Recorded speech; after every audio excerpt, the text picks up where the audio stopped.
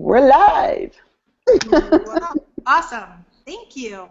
Welcome, everyone, to our 8th podcast, Hopes and Dreams for the New Year in Higher Education. You are joining the 5 of us today at the end of August when we know most people are on vacation, including me. I am broadcasting today from Los Barrios, Baja, Mexico. If you could see out the windows behind me, you would see the Sea of Cortez. Why don't you guys go around and introduce yourselves? Jess, go ahead and start. Well, I'm Jess Knott from Michigan State University. I am not in Mexico. If you look out my yard, you see my neighbor's butt, to be perfectly honest, because they are gardening. And I'm the Learning Design Manager for Michigan State University. That's it. Laura, go ahead. What are you drinking, Jess? Oh, I forgot what I'm drinking. Should we do drinking? Go ahead. So I got shamed a little, not shamed, but my husband, upon realizing that people are having us come host happy hours, told me I really needed to kick up my wine game. So I got Bogle Vineyards, Sauvignon Blanc. It's really, really delicious. So no more wine with a foot on it for me. I'm getting fancy. And it's to each his own taste, or her own taste. Absolutely. Yes. I'm Awesome. Laura. Laura, where are you? What are you drinking? I'm Laura Pasquini. I'm actually in Dallas, believe it or not. I've been traveling most of August, but I'm back. Back to school fun happened this week for us. Today, I went to the local Costco and picked up a 92-point wine, Rioja. It's Hazanas Vinas Vias, and I put it in the notes. It's really good. It's new. Select blend, crafted Spanish wine. So if you don't drink any Rioja, I recommend it. It's a nice Spanish wine. It complements fruitiness. It might go with nice Irish whiskey cheese that I have over here as well. But I thought I'd try some new stuff because our house wine is not on the shelf anymore there. So Costco, you forced me to branch out, but I'm okay with that. Excellent. Patrice, where are you? What are you drinking today? Okay, so I am in Ithaca, New York. Like Laura, I was doing quite a bit of traveling in August, and I'm back home now. And for me, the start of the new school year is also the start of a new life for me. In August, I sent my baby off to college in Washington State University. So all 3 of my kids are now out of the house, and I'm left with only my dog and my 2 cats, any of which may make a little visit during our presentation tonight, as my dog is now. And so I selected this sleight of hand for tonight because it's from Walla Walla, Washington. So cheers to my daughter and her new adventure on the Pacific Northwest. And that's my story. The dog wants to drink. I can tell. Yeah. Cool. Tanya, go ahead. Where are you? What are you drinking tonight? Surprise! Tanya Justin in Milwaukee, University of Wisconsin-Milwaukee, head up e-learning research and development in the Data Research Center. Surprise! I'm drinking the Boda Box. So everyone knows I will stick with something for months at a time, so that's what I'm drinking. You should know I did mix it up a little bit last week. I got a great bottle of Cab Franc for my birthday. Some of you know that Cab Franc is one of my favorite wines, although there's good Cab Franc and bad Cab Franc. I should also mention, Nori, I stole this stopper from your house in California. I found it in my purse. Excellent. So if you're missing it, I have it. I'll return it next month to you. Actually, we stole it from the VRBO that we had to stay in because my house broke. So don't bring it back. All right. Well, if they charge you for it, I got it. And I'd like to jump back in just for 1 second because the Bada Box reminded me that the start of my fabulous 2-week vacation was celebrating Tanya's birthday in Milwaukee and drinking through maybe more than 1 Bada Boxes. There's like Boda boxes everywhere and a dozen bottles of champagne. Embarrassing for the garbage man, for the recycling man. That's awesome. Well, I didn't introduce myself. I'm Nori Barajas Murphy. I am the grant project director for the Online Learning Consortium. But again, I'm on vacation right now, so I'm just me. My wine, because I'm on vacation, I am drinking a wine-based aperitivo, and it's very dry. And what I've done, because I'm on vacation, any of you ever had a drink in Mexico called a paloma? I've heard of a Paloma. Yes. It's usually done with tequila and grapefruit soda. So I didn't want to drink tequila because, I don't know, I'm not usually a pleasant human being when I drink tequila, but with wine, people love me or I just love them more. So I went with this as my mixer, and then you all know that I travel with drinks, so here's my traveling cocktail drink. And I've got some grapefruit fresca in here, a little bit of the Saison, and some freshly squeezed Mexican limes. So that's my wine-based beverage for the evening. Nori, can you explain can you explain to folks what the aperitif is and how it's different from other things, other liquors? So this one is wine-based, and then it has herbs mixed in it. And aperitivos are often to clear your palate before a meal and or after a meal, and the strength of them and the different herbs, they don't taste, like this one doesn't taste that great on its own. This one's pretty good mixed. But some of the nicer aperitivos that you can find are meant to be had sipped in small portions after dinner as a digestive to help you digest a gigantic meal. But if you've ever had Campari, which is that bright red aperitif, that's meant to be drank on ice, maybe with a little bit of club soda, and it actually cleanses your palate and prepares you to have a gigantic meal. So if you weren't already drinking enough while eating, you can actually have specific beverages to help you eat more and then digest what you've eaten after. I am in. Sign me up. All of that you just said. Send me the sign up. I recently realized, or I don't know, was getting schooled somewhere. I didn't realize that aperitifs are normally a little sweeter, so they're getting you hungry, like thirsting for food. And then digestifs, which are after dinner, sometimes are supposed to be a little herbal, right? More herbal. Yeah, to sort of wrap up your hunger and be like, nope, you're done, or something. I just drink everything anytime, so. Well, the other thing about aperitifs, that the after ones, they're really meant to settle your stomach. So if you've had lots of fried food or lots of pastas, they really do help settle your stomach so you don't have that really bloaty feel of discomfort that sometimes comes with overindulging. Not that any of us have ever done that, but apparently some countries create beverages to help offset that particular feeling. We're pretty much all doctors. You can trust us. We know stuff. Yeah, not that kind. So we talked today about not really having a particular topic that's specific to higher ed, not an issue specifically. And I knew that this particular podcast would be around my birthday, which was earlier this week. And we celebrated Tanya earlier this month, as well as Patrice. So it is one of those, as I mentioned in the blog post that I wrote, it's sort of that end of the summer signals the beginning of a school year. And for people in higher ed, it is kind of a new year. So I wanted today to talk about how to begin a new school year, all of us, as researchers and people in our positions at our institutions and our organizations.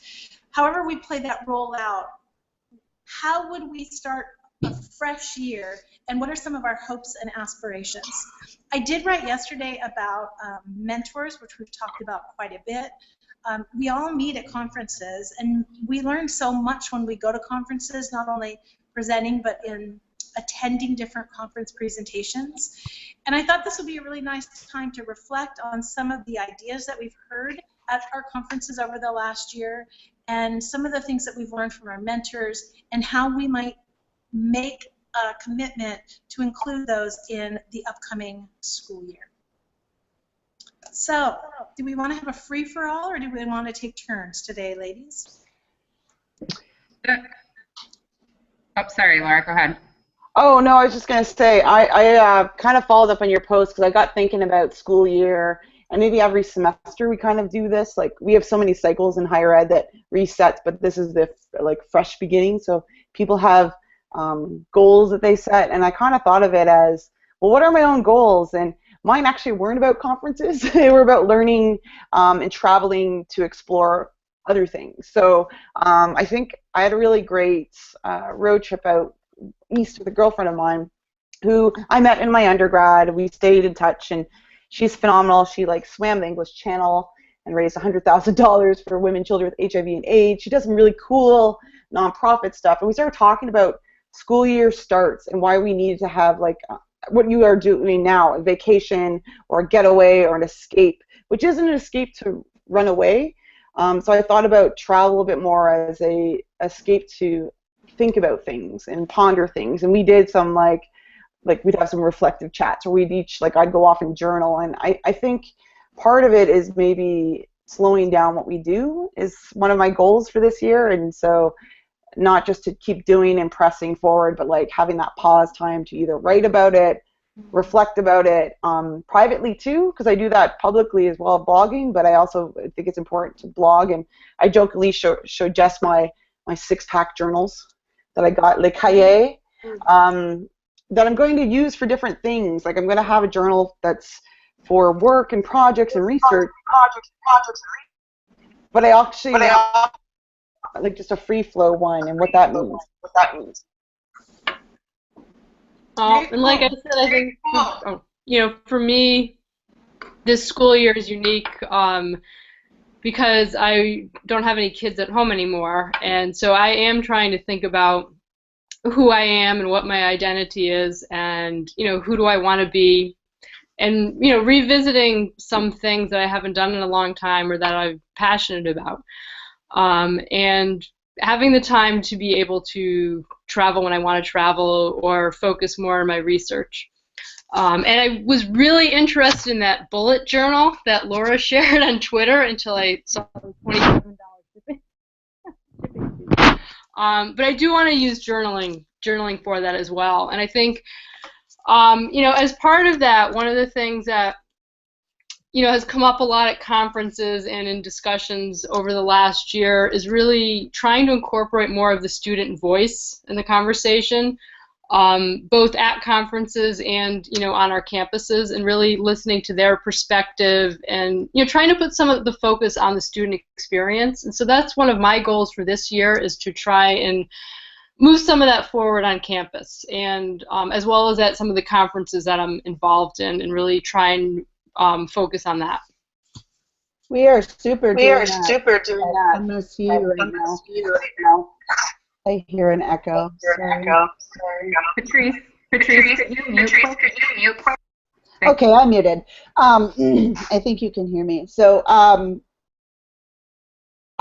for the 3WEDU women, this is not a surprise, but for the past 3 weeks, I've just been like, looking at my calendar and kind of freaking out. But the reason is because we're bringing in the student voice in more meaningful ways, and we're rebuilding how we work basically from the ground up. So my hopes and dreams are that this works. We've been building. We've gotten to know each other a little better. We're bringing 2 very different groups together, and we're doing things like we have a pattern, a weekly rhythm that's a template for our calendar. So certain times are scrum meetings, and certain times are reserved for individual creativity. Certain times are reserved for what we call public intellectual work, where we're like thinking and reflecting out loud and sharing with the greater community. So, while it's been busy and it's not terribly sustainable for the long term, we're finding that by doing this, we're more able to find the student voice and amplify it and bring it into our work and incorporate it. So I love what you said, Patrice. Let me know if I can help you in any way.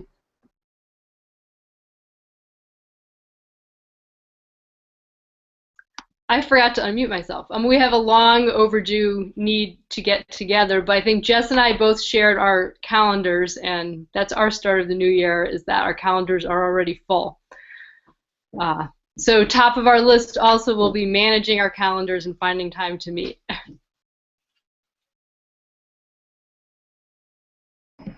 I think what I was going to mention before is that all of us have different roles. And so I think what this day means to us as UWM starts classes tomorrow is different depending on your role. So for some of you, summer might have been your slow time. Maybe you weren't even on contract. For those of you leading instructional support, the last month has been very hectic as faculty have come back to campus and been on contract the last couple of weeks. Previously being in that role, there was no way I was ever taking a vacation in August, at least a month out from classes started. And my schedules were booked from morning to night and beyond. It was nothing to work a 12-hour day in the office because you have so many instructional support needs right before the class starts. For me this year and last year, it's a little different. So I'm on a 12-month contract, as I know some of you are. And being in a leadership role specific to research now, and I actually decided again to not teach this fall, this day means actually very little to me, except for that we are starting the fall semester. My 8-year-old's going to be a big 3rd grader tomorrow. Super stoked about that. I'll make sure to post pictures with her awesome outfit that she designed herself, including pasting on some extra objects to that outfit. But for me, what's changed as the summer has been, for the last 3 years, has been grant writing mode. And so this very much sometimes turns into 18-hour days of nonstop grant writing for months. And that usually wraps up sometime in August when the U.S. Department of Education decides to close that window. So for me, the summer is completely exhausting. Over the top, one of the most exhausting periods I probably experience in the year. I think like Nori had mentioned, yes, I'm getting ready for the fall conferences because I have to get data ready and updates ready on grant activities. So I think fall conferences are definitely something I've started planning for and registering for. I've been known, by the way, to not book a flight or a hotel and forget to register for a conference until I show up. So it's good. I'm on top of that this year, thanks mostly to this group of women here who gently remind me and ask me what I'm doing. And I'm like, oh, yeah, that's right. I think the other thing, though, the past few weeks is just what you guys had alluded to is the pursuit of personal goals. I think I've gone through a lot of reflection the last few weeks. So why do I do, what do I do, why do I do this? Why do I work so hard? Why do I work 18-hour days?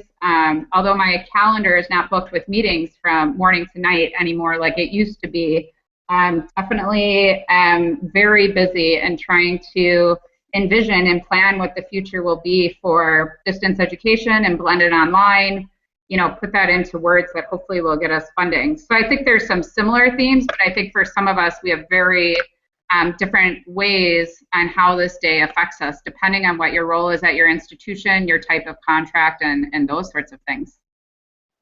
You know what the best is, honestly, is yes, it's busy, and I am in one of the support management roles, but my goodness, when I went to campus today and it was filled with students and everybody had their new backpack and their pencil, I was kind of going around my building does anyone want to take a first day of school picture with me on the porch? At the same time, everybody's busy and I didn't want them to have to take time out of their day, but I wouldn't be surprised if you see an MSU hub kind of first day of school picture this year. It's just such an exciting time when everybody comes back and everybody's on campus. The energy on campus is amazing, absolutely, if you're on campus. Yeah. Well, yeah, and I think like Tanya, I don't work on a campus anymore, which is really odd for me. But I live in a college town with 8+ different colleges, so I'm watching the students get dropped off. I was thinking of you, Patrice, as parents were dropping students off, and I think I mentioned earlier my house is still broken, so I'm living in an apartment complex, and all these college students are moving in. And I was talking to some parents as they came in to look at the laundry room because they wanted to see where their daughter was going to do her laundry while she lived in this complex. So it is odd for me also to not be, for the first time in almost my entire career that I can remember, not have a campus-based affiliation. And yet what I do matters to what goes on at campuses, but it's just totally different. And in planning my year, I actually, one of the people we're traveling with right now, we have a couple who run their own production company. And she was mentioning how she hasn't worked in an office in 5 years and why she misses that so much. And for her, she misses the collaboration and sharing ideas with people and just that sort of shit talking that happens in an office that when you work virtually like I am adjusting to right now, it's a whole different, there's a whole different pattern to it. So as Tanya said, I'm in like I'm in a similar adjustment. I work on grants that are related to higher ed, the business of higher ed, and the, faculty development and digital courseware and online learning. All of those things have had this similar thread, but this is the first time I've ever had the beginning of a school year where I'm making my own calendar. So when I saw both of your calendars, it's like, I don't know if I miss the days of meeting filled one after the other, but I also have to create that calendar because what I have to do fills like more than 10 hours a day if I don't plan well. I just wanted to mention for those of you that are listening to us, if you want to please share out what the start of the fall semester or Happy New Year means to all of you, we'd appreciate that. You can tweet that out using our hashtags. So that's #3WEDU on Twitter. And go ahead and share out what this time of year means to you, how you are transitioning from your summer or not transitioning. And that'd be really great to get the back channel conversation going. Also, side note, I have a friend who says instead of hashtag or #, she says waffle fry. So if you'd prefer, you can just tweet with waffle fry, 3WEDU, and I feel like that would work also. You're making me hungry. Stop. It's the aperitifs. What can I say? So any big goals anybody has set for this year? We've talked around them. So I know, Laura, you mentioned you have a goal of being more more reflective in journaling. And Patrice, you want to do more travel. Any other specific goals that we have for this year? Well, I'd just like to do a shout out to Katie Linder because I listened to her podcast on goals about a month-ish ago. Me too. And that was like a life-changing moment for me because it took goals away from some big abstract thing that you just somehow tried to get to I just really love the way she broke it out, month by month, week by week, day by day into little pieces. So for me, that was really, really helpful. And the other thing that was the writing group that I did with Laura and Catherine Cronin and some other people. And that had a similar concept where, it was kind of a 12-week journey to writing a journal article. But again, it had, step-by-step pieces. And I think, we use that a lot, like those of us that train for marathons and whatever the case, or work out or whatever the case may be. We're used to having those training things where you do something every day, but I'm not sure we always apply that to our goals or, personal things like that. So maybe that is one of my goals, is to really translate that process to help me reach some of my goals, and one of which is to publish a journal article and to finally start writing a book. Mm-hmm. Patrice, I have a question. Are you talking about Katie Linder's You've Got This podcast or her Research in Action one? I don't know the answer to that. I'm not sure about that. I'll tweet out both because the You've Got This is it's like tidbits for academics. Yeah. It was like that form and everything with it. Yeah, I'll tweet out both. Research in Action, but I'm not positive. All right, I'll tweet both out because they're both awesome. So her Katie Linder one is actually short ideas. She gave a really good one on consulting and what she charges for consulting and how she goes about it just recently. And she did one around journaling. And thinking about your scholarly pipeline. So there's keynotes, the scholarly pipelines. There's a few other kind of tidbits for academics or academia, those in higher ed. So.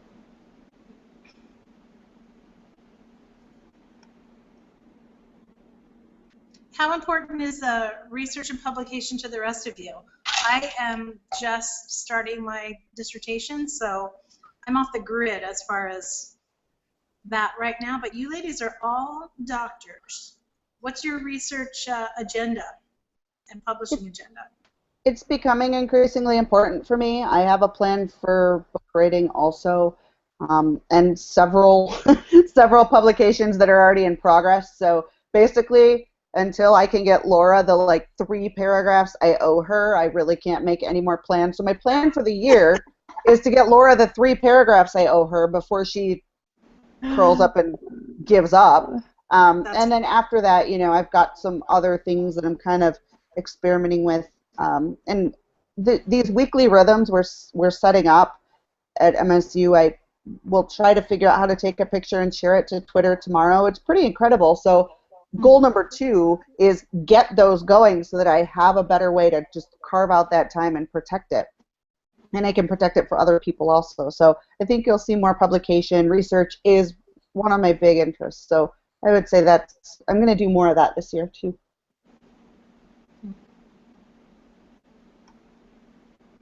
I have a whiteboard with some crossouts, but I have some things I have to finish off for the end of this year, probably the end of September, because obviously when we get into October, November, life, travel, and then I feel like everything after Thanksgiving in the U.S., at least American Thanksgiving, is a write-off. So I try to focus on classes I'm teaching at UNT and Royal Roads University right now because my students need that support. But I'm trying to wrap up some projects from summer with Jess and others, so I'm looking forward to finishing that, and 2 of them starting this fall, so I can start the other ones.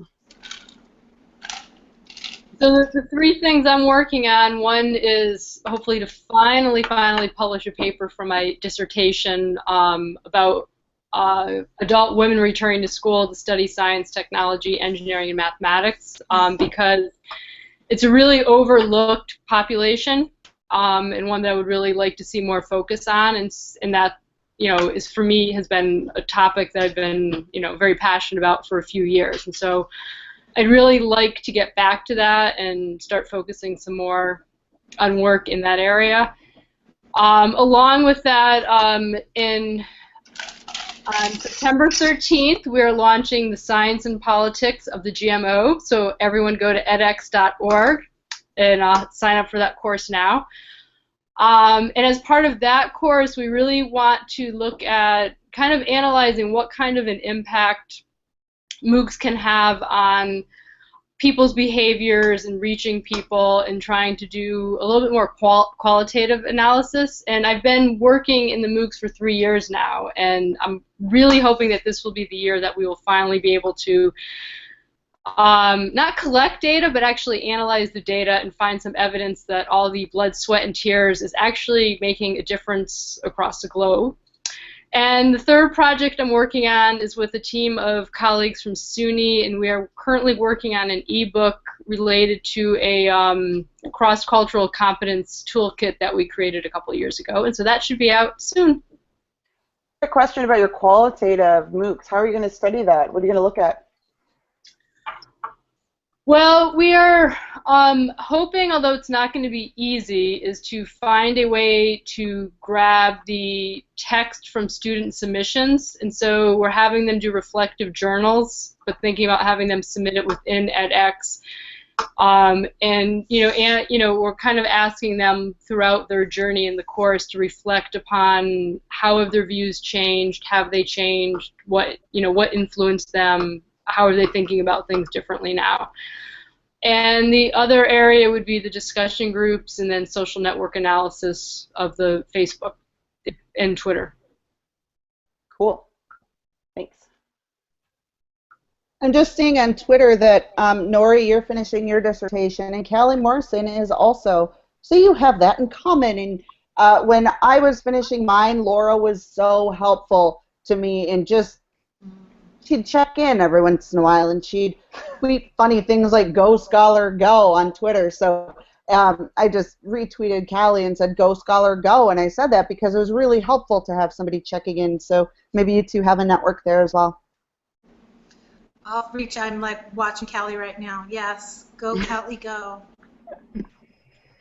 So I think Callie's research is actually, Callie is a sub-grant awardee of the Data Research Center, and so we are very happy to fund her research in competency-based education, and I think her study is amazing, which is obviously because it got funded. She's doing some really innovative work in the realm of competency-based education, and so definitely pay attention to the research she's doing. The research in CBE is fairly new. Back to your original ask, Nori. I mean, most of you know I have lots of articles I've published and book chapters, and I published a book, Social Media for Educators, actually still relevant. Go check it out, even though it's several years old. And so I, at the University of Wisconsin-Milwaukee, got indefinite status, which is the tenure equivalent for teaching and academic staff, actually in 2010. So for me, professionally at this point, there's little motivation to publish additionally, but I don't think publishing for me has ever been in a quest for tenure or so forth. I like to publish because I like to inform practice and help people, and I think getting my research out there helps do that in part. I have about a dozen studies that I've never been able to publish that usually come out in different forms just because I don't have time. So they might be in presentations, they might be on my SlideShare, I might just post them on my blog, different things like that. I have full articles that I've just thrown out on my blog just so that people have them. Lately, the majority of my time obviously has been designing and coordinating research for the Data Research Project. So we have about a dozen institutions that we're working with. And one of the things recently that's been interesting, I always try to publish an article every year, just to publish an article or co-author an article. A lot of times I should mention that those are invited book chapters or invited articles. People know my expertise. And for some reason, I always say yes, and I feel like I have to do it, but anything on my own, I'm not very good at making it happen and making time. Last year, I've only published 4 encyclopedia entries. That's still a good amount of work. I wish I would have been able to publish more. So there's 3 encyclopedia entries related to distance education and the upcoming SAGE Encyclopedia of Communication Research. There is another one that will be coming out in the Out of School Learning Encyclopedia by SAGE. And so these are a couple things that I have coming out. But recently, as a lot of you know, is I lead the Data Research Center, and we are funded predominantly on grants. So for those of us who are grant supported, it really puts us in an interesting situation in that, you know, we're writing grants for our livelihood. So I spent my summer, which I wanted to, I wanted to spend it publishing articles I have and studies I have, and instead, you know, I had to write grant proposals for the U.S. Department of Education. Now it seems that they always put these calls out in May, and they end in August, so that's your summer, is writing grant proposals. And I don't know if that's because they favor faculty getting these grants that are on 9-month contracts. For a lot of us, I think that's changing. Who's applying for these grants and the importance of these grants in sustaining research across the country, including research done by those who are outside of the traditional tenure track. So it's been a little challenging, you all. There's lots of research I'd love to do and make more time for. I feel often like I'm keeping the balls in the air, and I'm trying to figure out how I'm going to get funding into my center by next October to help sustain the work that I am really passionate about and I think is awesome. And that is figuring out how technology, blended and online programming, can help create quality learning experiences, in particular for underrepresented students. So you guys all know I'm obviously a woman. I'm a first-generation, low-income college student. And so, you know, whatever I can do, and that's what keeps me in this job. When I sometimes think I should be doing other things and having a bigger impact on society, that's what keeps me here, is because if it wasn't for education, I would never be here today. I look at my family who wasn't as fortunate to have the path that I did open up. And so that's why I continue what I do. But I hope to, in the coming months, craft more time. I should mention the Data Research Center has been lucky enough to secure a special edition of the online learning journal that I'll be editing.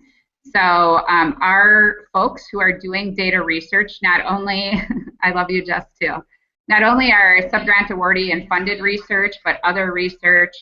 We're looking for 8 articles to include, and these are research designed specific to the data research toolkits. The research questions that we've identified as important based on a group of experts that came together at ELI in 2015, as well as an array of other things. So if you're interested in that research, get in touch with me or keep an eye out for the online learning journal that will be coming out next year.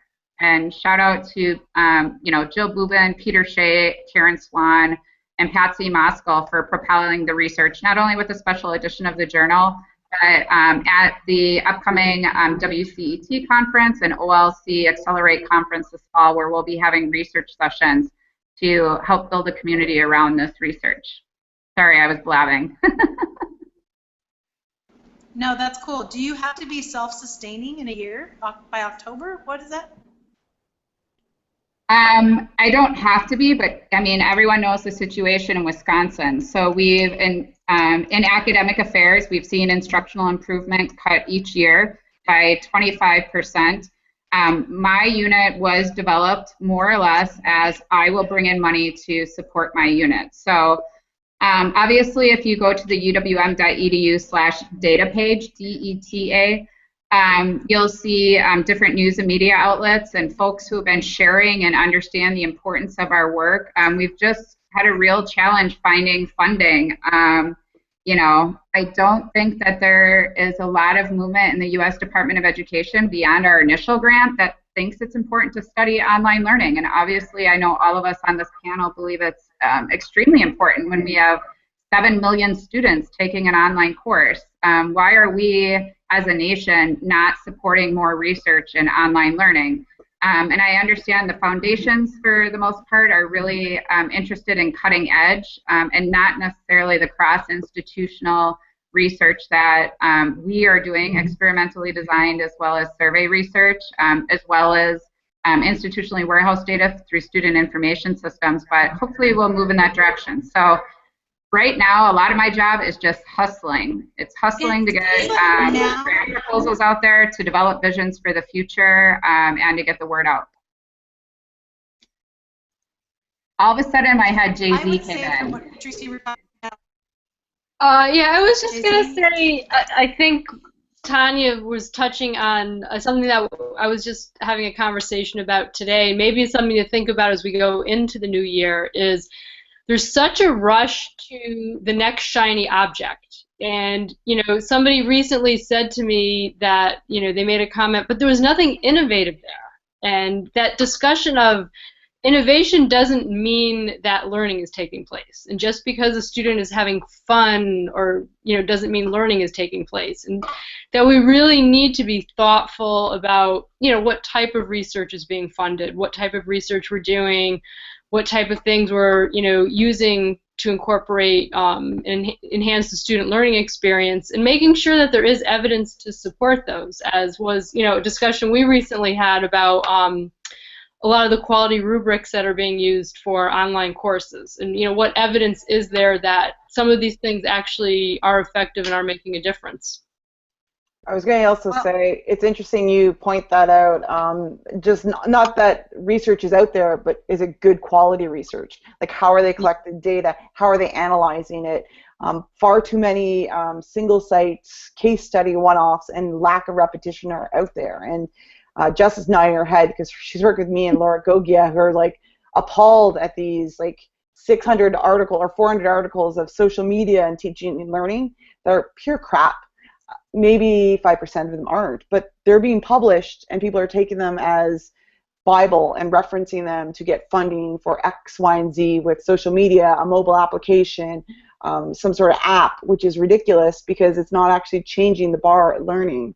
It's just saying that's the one study that says X for these 17 students in Omaha. I don't like it. That's it. So we have to think a bit more critically in our research. And the other cool thing that I think Tanya said, we're actually publishing for the sake of good research and publishing, not because none of us are on a tenure track. None of us are that part of our portfolio for promotion and tenure.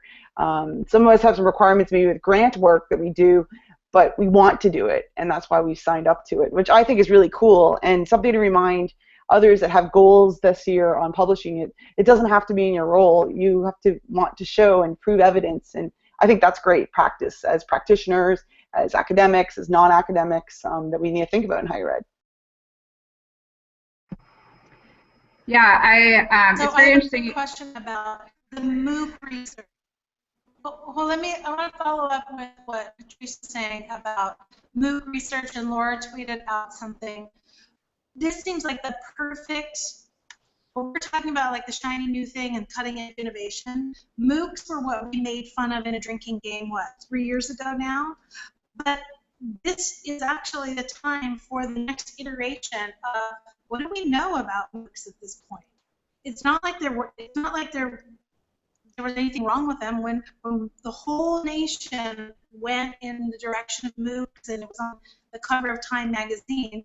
That was the worst thing that could have happened for the potential innovation, because now it's just associated with shiny thing. However, I think if there were really good quality research, then now is the first time we can really look back and get some kind of longitude about what's happened in the last 5 years with MOOCs and where we go, because they're not going to go away, but they could probably be a hell of a lot better if we had good critical research that helped drive the next iteration.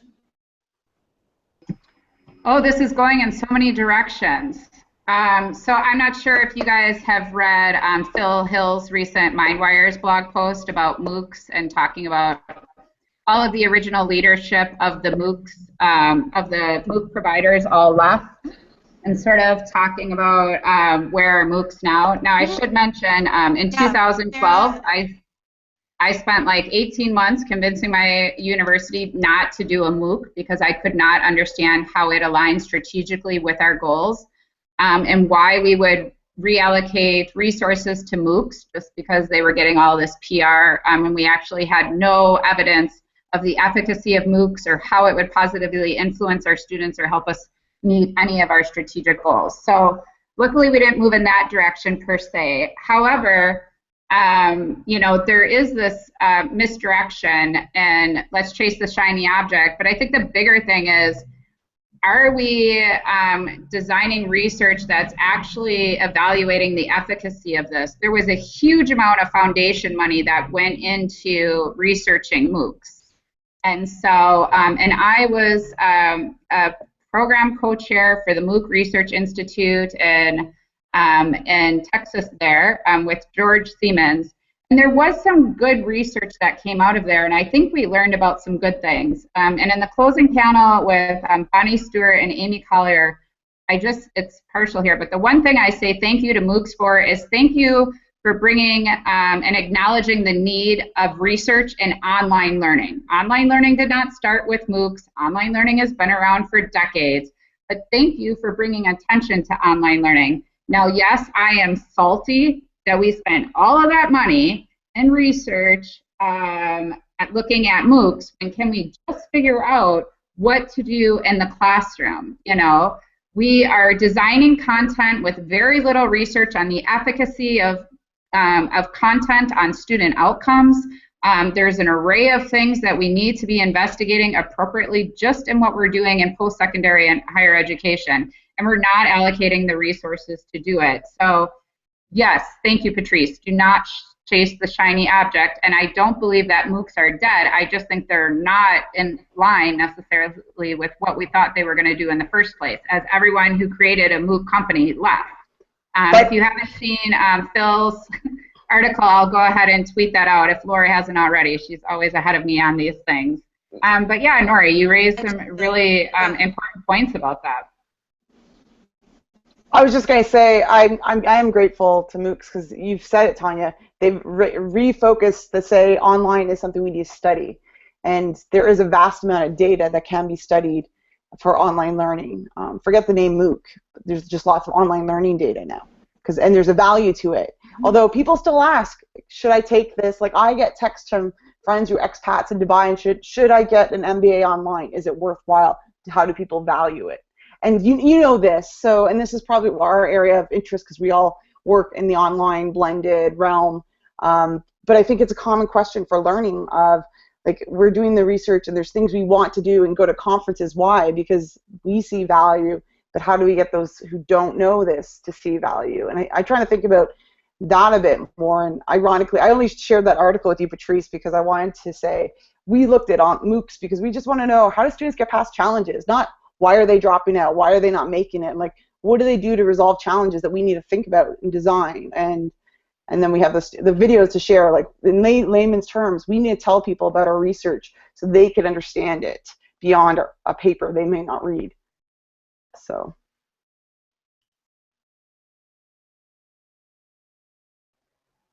My dissertation was on, it was kind of along these lines, but the thing that was scary was one of my committee members, as I was defending, asked me, so given what you discovered today, how will online learning be different in 10 years? Mm-hmm. My answer was, I don't know that it will be. I don't know that we're assessing that. A lot of us are kind of, I say us, but, shooting in the dark, I guess, just trying to figure out what works and following these quality benchmarks that haven't been vetted. So MSU finally adopted a quality benchmark, and it's quality matters because there's research that backs it. We looked at a lot of different ones that we just couldn't validate. So I love what Tanya's bringing up. I'm a big fan of the data center, this rigor in online learning and assessing and validating and making sure that what we're doing is really working, as opposed to, hey, I read this cool article in Inside Higher Ed, and that seemed great, so I'm going to do that. That's quality, right? I'm on board with figuring out whether the tools we are using are doing what we think they are. So I guess that's one of my hopes for the year, is that we continue to do that. I'm going to post this article I shared with you guys from Inside Higher Ed, although on accident, it's called Scoring the Scorecards. I think what was really interesting in the article is exactly what you said. I think a lot of times we use quality rubrics. In part, they were developed potentially from research. Now, whether that research was a single course that had significant findings, or was multiple courses, I think most times the studies are very small scale. They're very micro studies of one course or a small sample of courses that are used to then develop some sort of criteria for an effective online course. One of the challenges, and I've talked with Katie Linder and many of you about this as well, is that we're not really doing or a good job of validating beyond that. So the study that was just shared in Inside Higher Ed, and let me go ahead and tweet this out, Scoring the Scorecards, really was talking about a study that they were doing, and again, this goes back to the fact that are we really examining what we do in the classroom, our instructional or pedagogical practice, and how it influences student outcomes? Is what we're doing actually making them learn better? Is it increasing their grade? Is it increasing or performance, what I sometimes like to call it? Is it increasing satisfaction? So they did a study at Florida International University, and what they pretty much found out is there was no statistical significance difference between those students who went through a redesign process and those students that, or those courses, excuse me, that did not go through the redesign process. The comments are really interesting. Now, in our study, I had and my colleagues, Dylan Barth, we had a chapter a few years ago where we actually looked at faculty who went through faculty development versus those who didn't. We examined those courses, and we did find significance. We found significance in course completion as well as grades when they went through a faculty development program. And this was for our entire university for all blended classes. It was specific to blended. But anyways, I think, Jess, you bring up a good point. When we are buying these services and purchasing these things, do we have a guarantee that they're actually going to increase our teaching efficacy, our instructional effectiveness, our learning effectiveness, and these sorts of things. I know we need somewhere to start, but again, this would be a great area to fund. The Research Center is doing some of that, but we've all talked about this, like, yeah, we do all, you know, and I, at UWM about 10 years ago, developed our own rubric and a peer evaluation guide, which is available through the UWM LTC to help you evaluate courses more from like a constructive, supportive standpoint. But, you know, we have lots of things, and, you know, and I think we just need to take some time to start validating these things, especially in a time when we don't have a lot of money and resources to be spending on services. We don't have time to be spending on developing content that then we find out doesn't work. You know, the voiceover lectures don't work. Stop it. All right. Yeah, I think it's a good point that, you know, having a well-designed course is a good starting point, but faculty development is critical. Like, you can have the best designed course in the world, but if the faculty member isn't, you know, teaching well, then that doesn't matter, and the students are not going to have a good experience. And I think that both of those things also connect to the student population you're looking at. And one of the things that I was interested in looking at was those types of things between, you know, if I look at like some of, say, the top Cornell students, they're going to figure it out no matter what. You know, you can have the worst designed course with no instructor, and they're going to get in there and figure it out. But then you have other populations of students that won't. And so when we look at some of this research and validation of these instruments, that was a question that I had was, you know, what was the population of students that were in there, and who were the faculty that were teaching the course? Did they have faculty development? You know, I think those types of things need to be looked at as well. One of the challenges, I think, of us in researching higher ed, obviously I'm partial, I'm from the field of communication, I'm a social scientist, but there's lots of variables. I think isolating those variables, identifying the questions we need to be answering, running statistical models that control for different variables. I think, you know, and Patrice, you and I have talked a lot about your methodological approach in qualitative studies. I'm dominantly more a quantitative researcher, but also the need for mixed methods. There's lots of things that we don't even know how to measure yet in a classroom, and we need to fund more qualitative research, which we don't see that happen very much at all. Qualitative research, which helps us develop instruments to measure these sorts of things that we can show have an influence on student outcomes and student success for all students.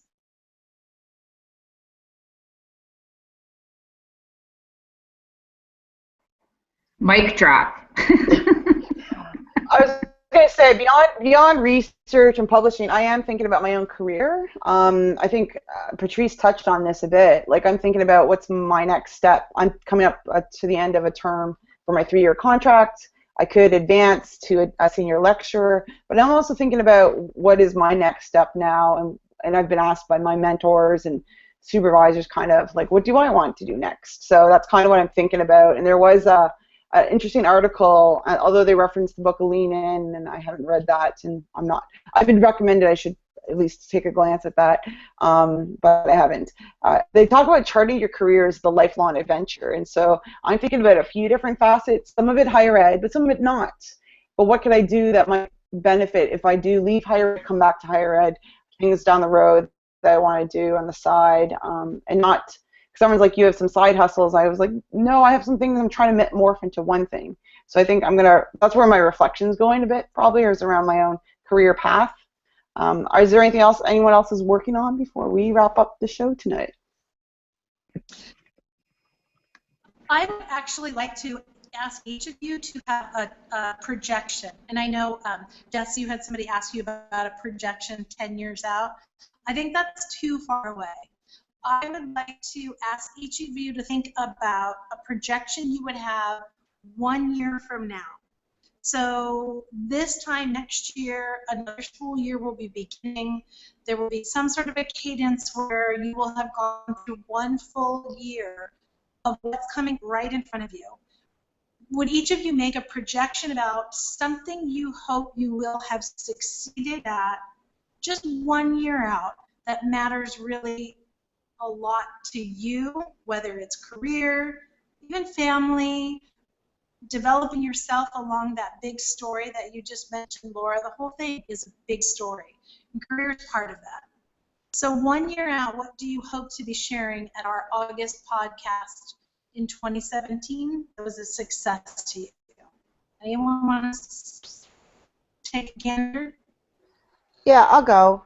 So in 1 year, I hope that the work of the hub at MSU, the Hub for Innovation in Teaching and Learning, I hope that our work is more visible, and that my dog hopes our work is more visible, and that we're publishing on things that are important. So this whole discussion about rigor, I'm super interested in learner experience design and student experience. So 1 year from now, I'd like to have a rigorous instrument that lets me measure that. Maybe working with Patrice, I don't know. But so I hope that we will have gotten far enough along in our rhythms and culture building and all of that that I'm able to develop that measurement instrument, and also, part two, have students measuring their own experiences as well as me measuring them for them.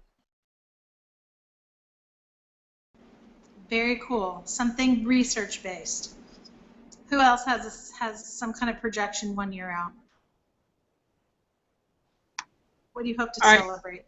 I'll go next. I certainly hope that 1 year out I will come back and have embraced my new life, and we'll have some fabulous stories to share about my journey and the great things that I've accomplished and done, and really be able to share how, I know for me it's been really hard going into this, and what's helped me is having so much support, just like getting through a PhD. And so, one of the things that I hope is I will be able to share some of my stories and my journey to help other people that will be just getting ready to go through that. So on a personal level, I think that's my goal.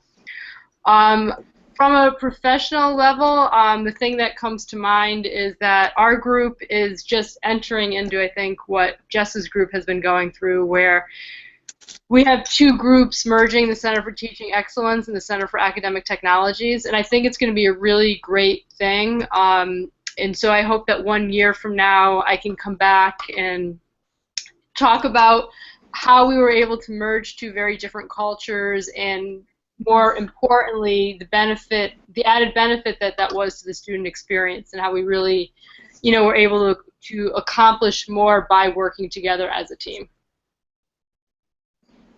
Very cool. That's a big deal. Tanya, Laura, projection 1 year out, meeting in August. I don't have anything. I can't tell you. That's too far out for me. So I really couldn't tell you a year. I think I'll be in a different role somewhere else. You will have journaled consistently. No, I do that anyway, so no, I'll get back to you. Let me ponder that a bit more. But yeah, no, I couldn't tell you what a year holds. TJ?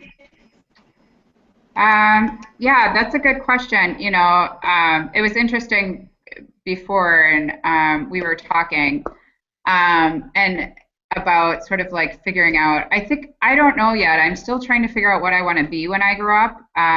So I really love the work I'm doing. I was thinking earlier about some people earlier in their career, and they're like, oh no, I've got to have it figured out. And I was like, well, if you talk to us in our 40s, 50s, and 60s, we're still trying to figure it out too, I remember when my boss, Bob Coletta, retired from UWM. He had been there about 30 or 35 years, and he said, wow, I never thought I would be here this long.